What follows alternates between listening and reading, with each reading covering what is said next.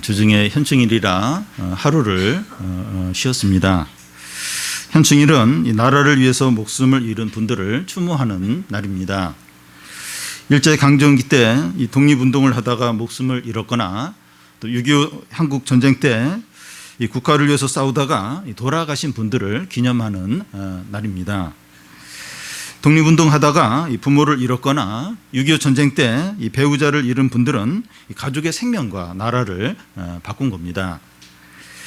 우리가 지금 이 땅에서 안전하게 또 평화롭게 살 수 있는 이유는 이분들의 희생과 노고 때문입니다. 그런데 이 나라를 위해서 생명을 바친 분들에 대한 이 보상과 이 명예 회복은 잘 이루어지지 않는 것 같아서 안타까움이 있습니다.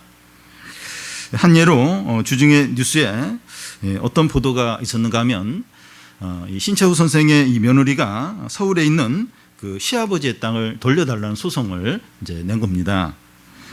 일제강점기 때 일본 사람들이 이제 신채호 선생의 땅을 이제 강제로 이제 빼앗았다가 일본 사람들이 전쟁에 패하여 돌아간 후에 그 땅이 이제 국가로 돌아갔다가 지금은 이제 다른 사람이 이제 소유를 하고 있는 겁니다.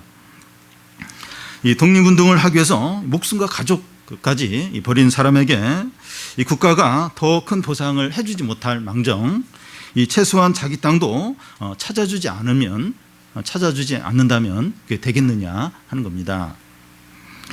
국가를 위해서 희생한 사람들에게는 최고의 보상과 명예가 주어져야 합니다.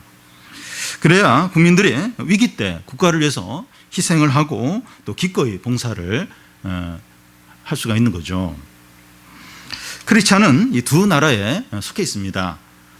이 대한민국이라는 세상 나라와 하나님 나라입니다. 우리는 두 나라 국민으로서 충성해야 합니다. 그런데 우리에게 대한민국은 이민을 가거나 국적을 바꾸면 이 나라가 이제 바뀔 수 있고 달라질 수 있지만 하나님 나라는 영원합니다. 그래서 우리에게 더 우선적이고 본질적인 것은 하나님 나라입니다. 그런데 하나님 나라에 들어가서 그 나라의 풍성함을 누리려면 자격이 있어야 됩니다. 이스라엘 백성들은 하나님의 백성으로 선택을 받았지만 합당치 않아서 버림을 받게 됩니다. 예수님은 잎만무성한 무화과 나무를 저주해서 말라 죽게 하심으로 유대 백성들의 멸망을 예고했습니다. 예수님은 유대 백성이 하나님 나라에서 쫓겨나는 이유를 세 가지 비유를 통해서 말씀합니다. 두 아들 비유와 포도원 농부 비유와 그 혼인잔치 비유인데 세 비유는 동일한 메시지를 말하지만 단지 반복하는 것이 아니라 점점 더 분명하게 또 발전하고 구체적으로 메시지를 이제 전하고 있습니다. 이 시간 살펴볼 혼인잔치 비유는 세 부분으로 나눌 수 있는데 이 첫 부분은 초청받은 사람들이 거절하는 거예요. 두 번째 부분은 혼인잔치가 다른 사람들로 채워지고 세 번째 부분은 예복을 입지 않은 사람이 쫓겨나는 내용입니다. 이 비유는 하나님과의 관계에서 이스라엘 백성들의 역사를 보여줍니다. 첫 번째는 초청받은 사람들이 거절하는 겁니다. 1절 2절을 보면 예수께서 다시 비유로 대답하여 이르시되 천국은 마치 자기 아들을 위하여 혼인잔치를 베푼 어떤 임금과 같으니 천국 꼭 하나님 나라를 혼인잔치로 종종 비유합니다. 결혼잔치나 돌잔치나 칠순잔치나 어떤 잔치에라도 가면 맛있는 음식이 많으니까 즐거워요. 행복합니다. 이 천국을 잔치에 비유하는 이유는 천국의 풍성함과 기쁨과 행복을 잔치만큼 잘 보여주는 게 없기 때문입니다. 천국은 마치 자기 아들을 위하여 혼인잔치를 베푼 어떤 임금과 같다는 겁니다. 임금이 자기 아들의 결혼잔치를 이제 베푸는 거니까 얼마나 맛있는 음식과 얼마나 이렇게 마실 것과 또 얼마나 좋은 것들이 풍성하겠습니까? 기대가 되죠. 빨리 거기에 참석하고 싶은 마음이 들 겁니다. 왕은 이 결혼잔치의 날이 다가오자 이제 종들을 보내서 초청했던 사람들을 오라고 부릅니다. 3절에서 이 7절까지 한 절씩 교대로 읽겠습니다. 그 종들을 보내어 그 청한 사람들을 초청잔치에 혼인잔치에 오라 하였더니 오기를 싫어하거늘. 다시 다른 종들을 보내며 이르되 청한 사람들에게 이르기를 내가 오찬을 준비하되 나의 소와 살찐 짐승을 잡고 모든 것을 갖추었으니 혼인잔치에 오소서 하라 하였더니 그들이 돌아보지 않고 한 사람은 자기 밭으로 한 사람은 자기 사업하러 가고 그 남은 자들은 종들을 잡아 모욕하고 죽이니 임금이 노하여 군대를 보내어 그 살인한 자들을 진멸하고 그 동네를 불사르고. 예. 옛날이나 이제 지금이나 그 결혼 잔치가 있을 때 한 달 전에 초대할 사람들에게 알립니다. 그러고 나서 이 결혼 잔치의 날이 다가오면 한 번 더 사람을 보내서 초청합니다. 보통 이런 경우에 특별한 상황이 아니면 다 옵니다. 그런데 이 왕이 결혼 잔치의 날이 이제 다가와서 한 달 전에 초청한 사람들에게 종을 보내서 오라고 이제 부릅니다. 그런데 한결같이 오기 싫다고 대답합니다. 그러자 왕은 이 결혼 잔칫날 전날에 종을 이제 다시 보내서 소도 잡고 또 살찐 짐승도 준비하고 마실 걸 많이 준비했으니까 오라고 이렇게 또 초청을 이제 다시 이제 합니다. 왕은 최소한 3번에 걸쳐서 사람들을 부르고 있습니다. 보통 이렇게 초청을 하면 다 오죠. 다 옵니다. 천재지변이나 큰 병이 생겨서 도저히 이제 올 수 없는 그런 이유가 아니면 반드시 이제 옵니다. 그런데 이렇게 초청을 한데도 참석하지 않는다고 하는 것은 잔치를 준비한 사람을 모욕을 하는 것이고 이제 관계를 끊겠다는 것이고 나라 간에 만약 이런 일이 있으면 전쟁을 하겠다 이런 의미가 될 수 있습니다. 여기서 이 초청받은 사람들이 왕이 보낸 이제 종들을 돌아보지도 않았다고 하는데 무시하는 것을 말합니다. 그들이 이제 잔치에 못 오는 이유들을 말하는데 어떤 사람은 밭에 나가 봐야겠다고 밭에 일하러 가야겠다고 말하고 또 어떤 사람은 사업하러 가야겠다고 말합니다. 이 비슷한 비유가 누가복음에도 나오는데 이 잔치에 못 오는 이유를 이제 소를 샀는데 소가 잘 일을 하는지 테스트를 하러 가봐야겠다고 말하고 어떤 사람은 장가를 들었는데 부인하고 이제 시간을 보내기 위해서 갈 수 없다고 이러면서 거절합니다. 그런데 이 밭에 가봐야 하는 것이나 소를 이제 테스트하는 것이나 또 아내와 시간을 보내는 것은 급한 일이 아니에요. 지금 하지 않으면 뭐 큰일 나는 그런 일이 아니라 나중에 얼마든지 할 수 있는 일들입니다. 사람들에게 이 잔치에 참석하는 게 중요하지 않은 거예요. 우선순위가 다른데 가 있는 겁니다. 그 외에 이제 초청을 거절한 사람들은 왕이 보낸 이 종들을 때리기도 하고 죽이기까지 했습니다. 이 왕에게 적극적으로 대적을 하는 겁니다. 사람들이 왕이 보낸 종들에게 이렇게 이제 하는 것은 관계를 끊겠다는 것이고 전쟁을 하겠다는 겁니다. 종을 때려요, 죽이기까지. 이건 뭐 왕하고 지금 이제 싸우겠다는 그런 의미죠. 왕에게 큰 모욕을 주고 있고 큰 죄를 짓는 겁니다. 왕은 이런 자들에게 어떻게 합니까? 크게 화를 내고 군대를 보내서 그들을 다 죽이고 그 동네를 불살라버립니다. 왕의 입장에서는 정당하죠. 합당하게 하는 거죠. 이 비유는 이스라엘 역사를 보여줍니다. 이 비유에서 임금은 하나님을, 아들은 예수 그리스도를, 종들은 선지자를, 초청받은 사람은 이스라엘 백성을, 동네는 이 예루살렘을, 또 혼인잔치는 하나님 나라의 풍성함을 가리킵니다. 하나님은 이스라엘 백성들이 이 천국잔치에 참여하도록 초청을 하셨습니다. 이 천국잔치 날이 다가오자 이제 종들을 보내는데 이제 구약 선지자에 해당이 되고 또 유대인들이 초청잔치에 오려고 하지 않자 마지막으로 이제 초청하는 사람을 부르는데 이제 세례 요한이나 예수 그리스도나 사도들을 가리킵니다.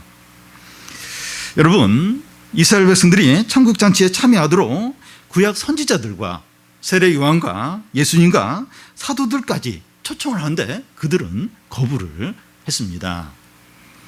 밭에 가야 하고 소를 테스트해야 되고 또 아내와 함께 있어야 한다는 식으로 여러 가지 핑계를 댔습니다. 그들은 영적인 일에 관심이 없어요. 세상의 일에 모든 관심이 다 가 있는 겁니다. 그 예를 이제 조금 더 들면 예수께서 오병이어 기적을 일으켰을 때 사람들이 몰려와서 예수님을 왕으로 삼으려고 했습니다.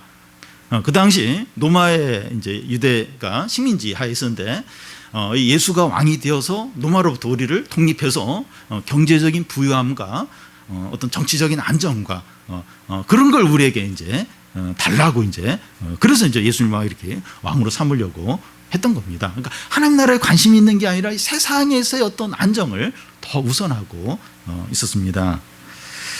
부자 청년이 영생을 어떻게 하면 얻을 수 있습니까? 하고 예수님께서 묻자 너희 재산을 가난한 자들에게 다 나눠주고 나를 쫓으라고 하자 이 부자 청년이 근심을 하면서 영생을 포기하고 이 재산을 향해서 다시 나아가게 됩니다. 이런 것들이 유대인들의 그 모습을 보여주는데 돈이 제일 중요해요. 돈에 대한 욕심이 가득한 겁니다. 하나님 나라와 또 하나님의 말씀이 중요하지 않아요. 이 돈이 그들의 모든 것이었습니다.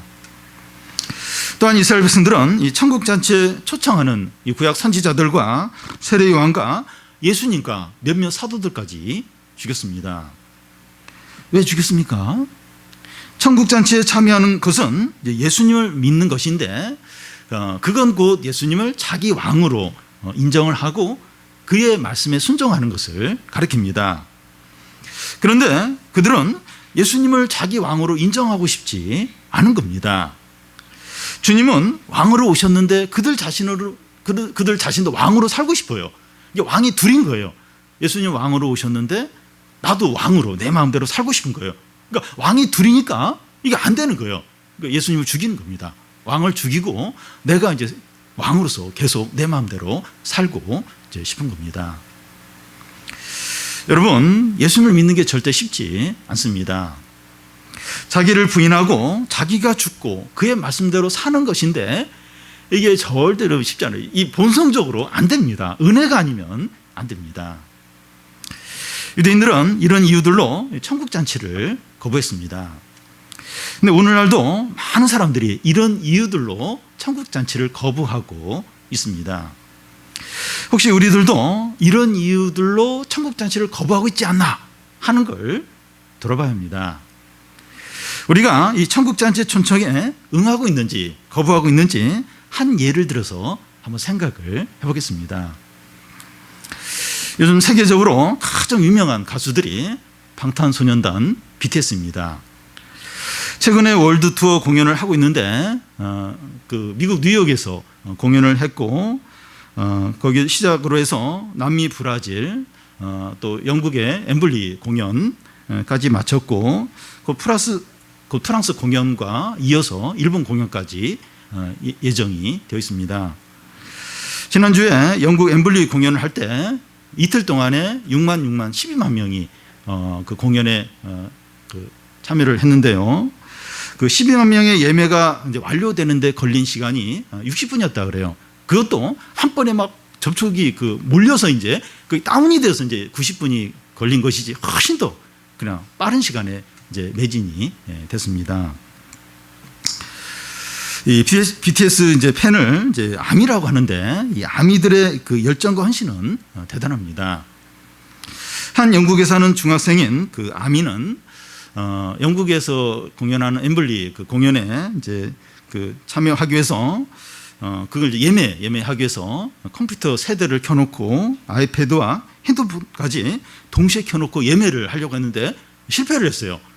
보통 그 입장권이 한 6만 원 정도 된다고 하는데 실패해서 이제 이렇게 다시 재파는 사람들한테 샀는데 그게 50만 원, 50만 원이 됐다 그래요.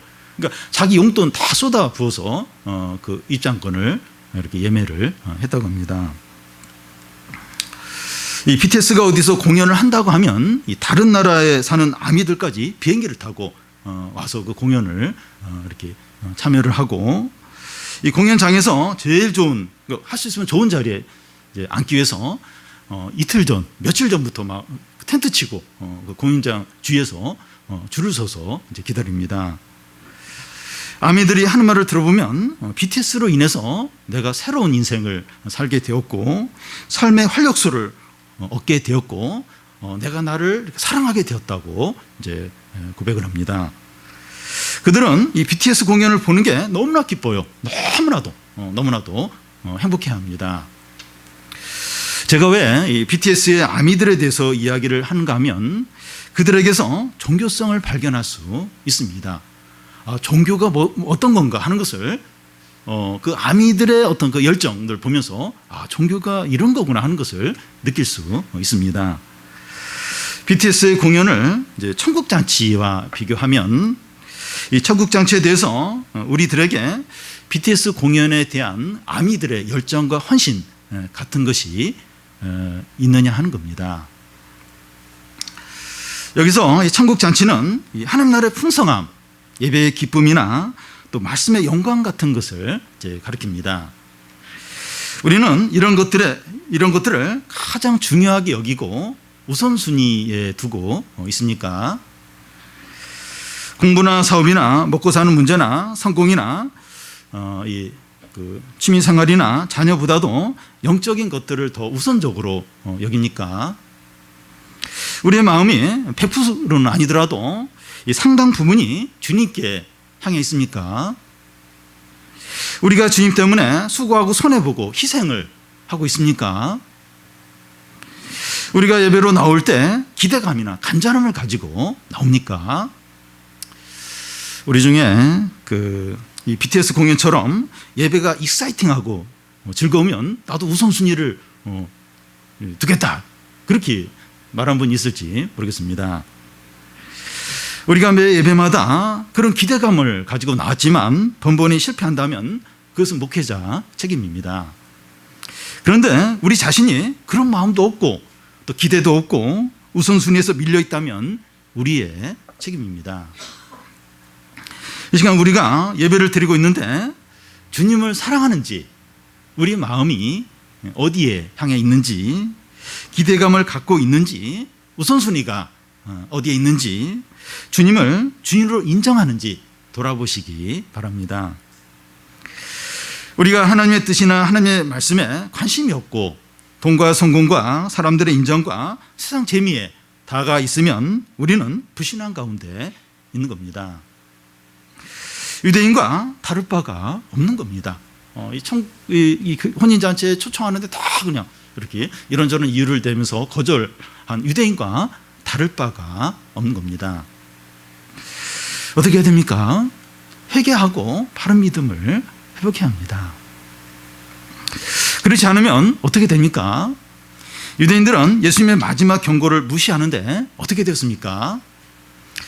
임금이 노하여 군대를 보내어 그 살인한 자를 진멸하고 그 동네를 불태웠습니다. 그 동네는 예루살렘을 가리킵니다.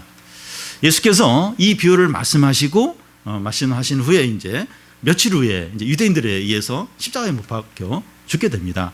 그러고 나서 40년 후에 로마의 티투스 장군이 와서 이 예루살렘을 완전히 초토화시켜요. 110만 명을 학살하게 됩니다. 이 비유의 말씀대로 하나님의 심판을 받은 겁니다. 만약에 우리가 교만과 욕심과 불신앙 가운데 있으면서 지금 회개하지 않고 믿음으로 돌아오지 않으면 하나님 나라에서 쫓겨날 뿐만 아니라 진멸을 당하게 됩니다. 두 번째는 혼인잔치 빈자리가 가득 채워지는 겁니다. 8절에서 10절까지 우리 한 절씩 교대로 읽겠습니다. 이에 종들에게 이르되 혼인잔치는 준비되었으나 청한 사람들은 합당하지 아니하니 대거리 길에 가서 사람을 만나는 대로 혼인잔치에 청하여 오라. 종들이 길에 나가 악한 자나 선한 자나 만나는 대로 모두 데려오니 혼인잔치에 손님들이 가득한지라. 왕은 혼인잔치에 오려고 했던 사람들이 오지 않으므로 이 빈자리가 많은 것을 보고 종들에게 거리로 나가서 사람들을 데려와 잔치를 채우라고 말합니다. 내 거리로 나가라고 하는데 사람들이 많이 다니는 거리에 가서 인종이나 민족이나 직업이나 성별이나 나이나 빈부나 출생지역 아무것도 따지지 말고 다 데려오라는 겁니다. 하물며 악한 자나 선한 자도 이렇게 데려오라고 하는데, 악한 자는 오면 안 될 것 같은데 악한 자도 이렇게 잔치에 오려고 하면 얼마든지 데려오라고 말합니다. 내 거리로 가서 사람들을 닥치는 대로 데려오라고 하고 악한 자까지 데려오라고 하는 것은 하나님 나라가 숫자가 중요해서 숫자만 이렇게 채우려고 하는 거 아닌가, 그런 생각이 들 수 있는데 그렇지 않습니다. 이렇게 하는 것이 하나님의 뜻이라는 겁니다. 하나님의 계획은 실패하지 않습니다. 이 8절 끝에 보면 청한 사람들이 합당하지 않다고 이제 하는데, 본래 초청받은 사람들이 교만과 불신앙으로 거절했기 때문에 다른 사람들로 하나님 나라를 채우는 게 하나님의 뜻이라는 겁니다. 우리는 이런 점을 받아들이기가 힘들 수 있습니다. 천국 잔치에 참여하려면 어떤 수준이 되고 또 세상적으로 좋은 사람이 들어와야 하지 않나 하는 겁니다. 교회 오려면 술, 담배 끊고 또 이 착한 부류의 사람이 되어야 올 수 있지 않냐 하는 겁니다. 교회는 거룩한 곳이고 선한 사람들이 모이는 곳이고, 그래서 교회는 이렇게 착한 사람들이 이제 와야 되고 나쁜 짓 하는 사람 그거 다 끊어야 교회에 올 수 있는 그런 거 아닌가, 그런 생각이 이제 들 수 있습니다. 근데 예수님은 우리의 이런 생각과 전혀 달랐습니다. 내 거리로 가서 아무나 데려오고 악한 자까지 데려오라는 겁니다. 주님은 나는 의를 부르러 온 것이 아니라 죄인을 부르러 왔다고 하셨고, 세리와 죄인들의 친구로 함께 식사를 하셨습니다. 그 당시 식사 교제를 한다는 것은 서로를 용납하는 거예요. 서로 하나 되는 것을 의미합니다.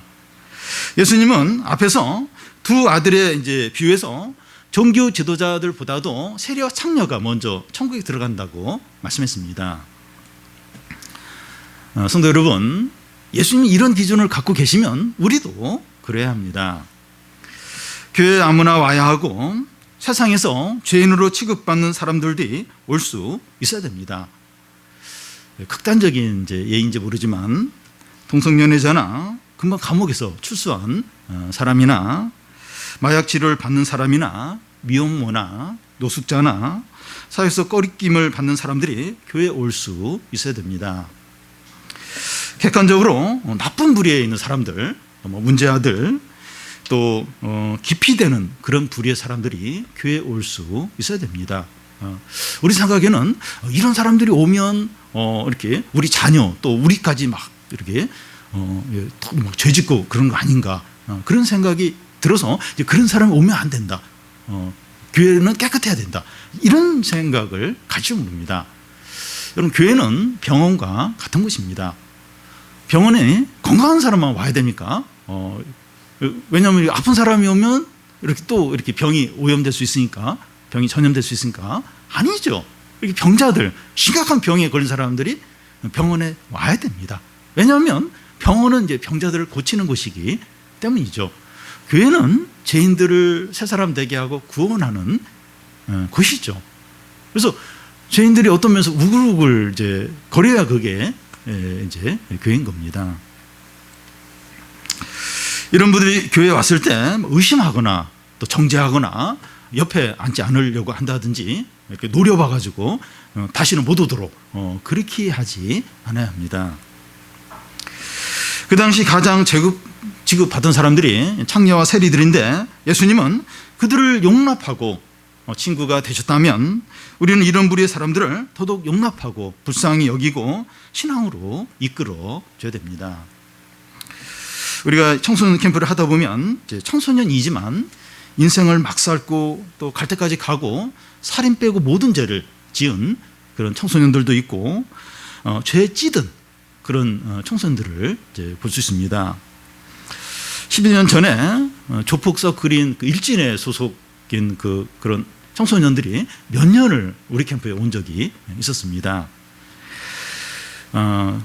캠프 교사들이 그런 청소년 불쌍히 여겼어요.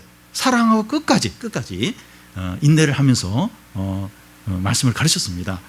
대부분 대학을 갔어요. 대학을 갔고 지금 새로운 삶을 살고 있습니다. 참 그들로 인해서 얼마나 기쁘고 감사했는지 몰라요. 교사들이 예수님의 마음을 품고 그렇게 한 거죠. 그렇게 끝까지 인내하며 용납을 했던 겁니다. 근데 이런 일들이 교회 안에서 일상적으로 일어나야 됩니다. 우리는 주님의 마음을 품고서 온갖 죄인들에게 관심을 갖고 불쌍히 여기고 사랑하고 기도하고 신앙으로 이끌어줘야 됩니다.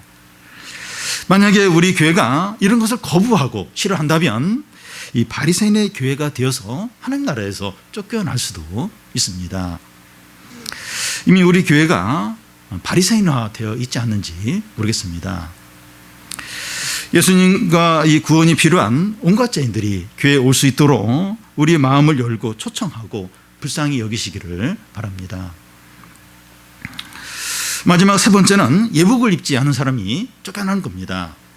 11절에서 13절까지 우리 한 절씩 교대를 읽겠습니다.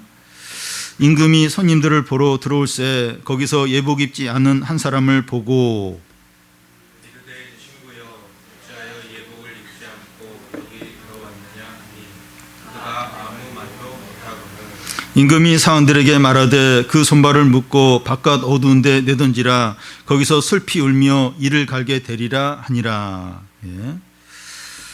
옛날에 왕이나 귀족이 베푼 잔치에 참여하려면 집에 가서 이제 예복을 갈아입고 오든지 아니면 잔치집 앞에서 나눠주는 예복을 입어야 했습니다.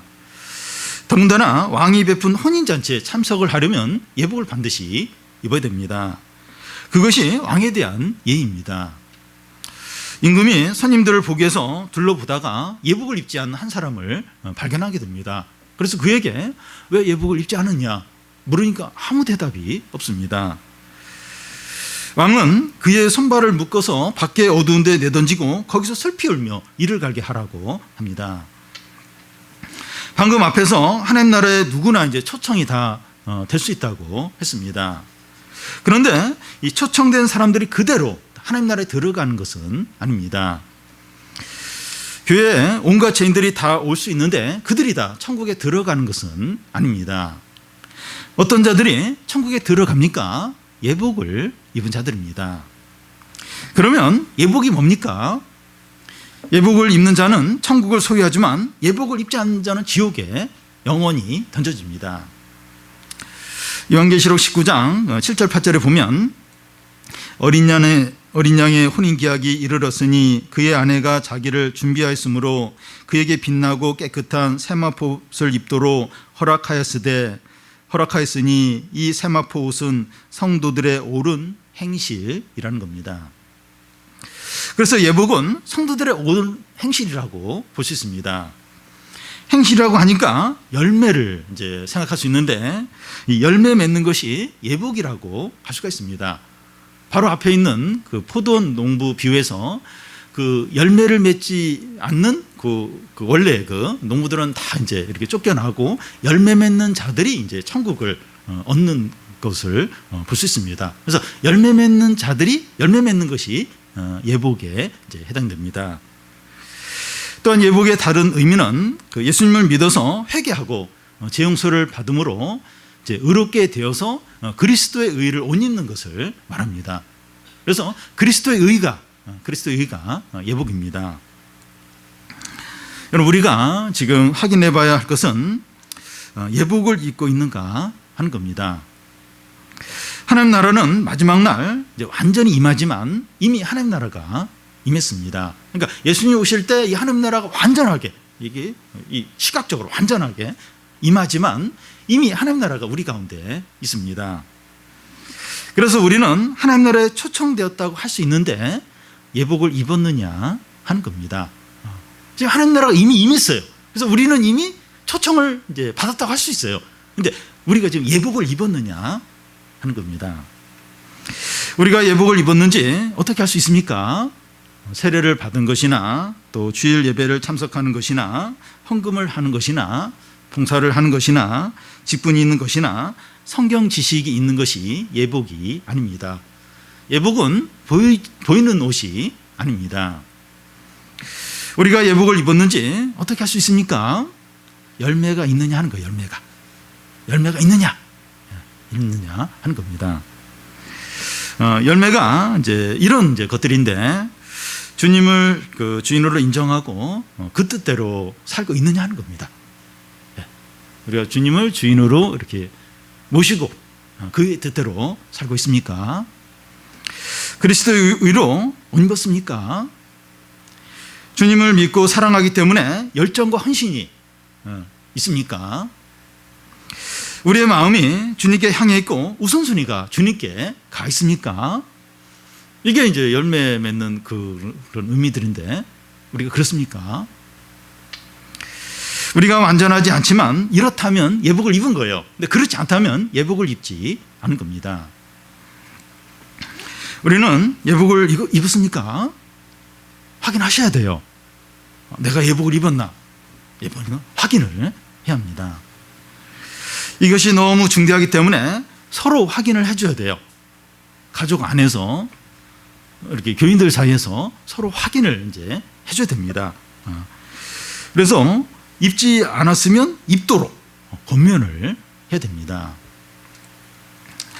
예복을 입지 않으면 영원한 지옥에 던져지게 됩니다. 이것은 돈 문제나 건강 문제나 공부 문제에 훨씬 더 시급하고 중요합니다.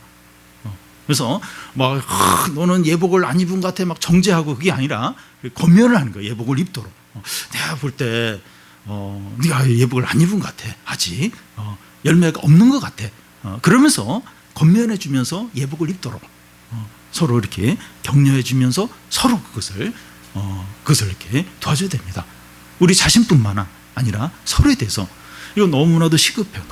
너무나도 중대합니다. 우리 자녀가 보니까 아직 예복을 안 입었어요. 안 입어요. 그러면 계속 기도를 해야죠. 기도를 하고 권하고 해야 됩니다. 혼인잔치 비유의 이제 결론입니다. 14절을 우리 같이 한번 읽겠습니다. 청함을 받은 자는 많되 택함을 입은 자는 적으니라. 한국 대학과 미국이나 유럽 대학과 이렇게 비교를 해보면 한국 대학들은 들어가기는 쉬운데 졸업하기는 상대적으로 어렵고 외국 대학들은 들어가는 것은 쉬운데 졸업하기가 어렵다고 말합니다. 하나님 나라에 초청받은 사람들은 많은데 진정으로 이 나라에 들어가는 사람은 적다는 겁니다. 씨 뿌리는 비유에서도 보면 여러 마음밭에 이게 말씀이 뿌려지는데 열매 맺는 밭은 마음이 좋은 밭, 옥토 같은 그런 밭만 열매를 맺습니다. 청함받은 자들은 많되 택함받은 자는 적다는 겁니다. 여기서 택함이란 이제 선택을 말하는데 구원은 사람의 성취로 이루어지는 것이 아니라 하나님의 주권적인 은혜입니다. 그러면 천국에 들어가는 것이 하나님의 주권에 달린 것이냐 또 사람의 책임이냐 둘 다에 해당됩니다. 유대인들이 하나님 나라에 쫓겨난 이유는 천국에 관심이 없고 교만했고 욕심에 빠져 있었고 주님을 대적했기 때문입니다. 그들 자신의 책임이었습니다. 성도 여러분, 우리가 지금 교회 생활을 하고 있는 것은 천국의 초청을 받은 겁니다. 지금 교회 생활을 하고 예배에 참석한 건 지금 천국에 지금 초청을 받아서 지금 이곳에 앉아 있는 겁니다. 우리는 하나님의 선택을 받았는지 그렇지 않은지 어떻게 알 수가 있습니까? 이거 안 보여요. 이 선택을 받은지 안 보여요. 이거 안 보여. 근데 어떻게 알 수 있습니까? 우리가 회개하고 욕심을 버리고 주님을 진심으로 찾는다면 선택을 받은 겁니다. 내가 선택을 받았는지 아무도 모르겠는데 나의 어떤 불신앙과 죄를 보면서 회개를 해요. 그리고 믿음을 회복하려고 애를 쓰고 하나님을 전심으로 찾아요. 그러면 선택을 받은 자인 겁니다. 끝까지 그렇게 하지 않으면 선택을 받지 못한 거예요. 일시적으로는 하나님 안 찾을 수 있는데 끝까지 계속해서 하나님 안 찾아요. 회개하지도 않고 그러면 그 사람은 그 선택을 받지 못한 겁니다. 이렇게 하느냐 하지 않느냐 하는 것은 우리의 책임입니다. 청함받은 자는 많지만 택함받은 자는 적다고 했습니다. 성도 여러분, 대학에 들어가는 것이나 취직하는 것이나 성공하는 것이나 유명하게 되는 것이 아주 어렵어요. 아주 어렵습니다. 그러니까 좋은 것이니까 어려운 거예요. 사람들은 이런 걸 얻기 위해서 많은 노력을 합니다. 좋은 거니까 얻기 위해서 노력을 많이 합니다. 그런데 가장 좋고 귀하고 참되고 영원한 천국을 소유하려면 더더욱 마음을 쏟고 우선순위를 두고 열정을 가져야 합니다. 세상에서 좋은 것을 얻기 위해서도 이렇게 하는데 하물며 가장 좋고 영원한 것을 얻기 위해서 더더욱 그렇게 해야 됩니다. 조금 전에 이 BTS 아미들에 대해서 이야기를 했는데 그들의 열정과 헌신을 우리가 반 정도라도 좀 가졌으면 좋겠습니다. 우리 안에 주님을 향한 확신과 열정과 헌신이 회복되기를 바랍니다. 예복을 입었는지 확인하고 예복을 입으시기를 바랍니다. 예수님의 마음을 품어서 더 많은 죄인들을 사랑하고 기도하고 신앙으로 이끄시기를 바랍니다. 그래서 말할 수 없는 기쁨과 놀라운 은혜와 천국의 풍성함을 다 누리는 우리 성도들이 되시기를 바랍니다.